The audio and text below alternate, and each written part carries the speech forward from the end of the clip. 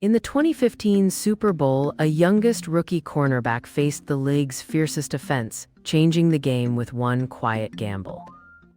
The moment hinged not on a jaw-dropping play but on a subtle, daring defensive call that unsettled the Panthers' rhythm just enough to tilt momentum. If that call had failed, the league's perception of clutch defense would have stayed intact, yet the Broncos might have entered a different era with weaker playoff pressure. Careers of several stars would pivot as expectations shifted and future drafts realigned.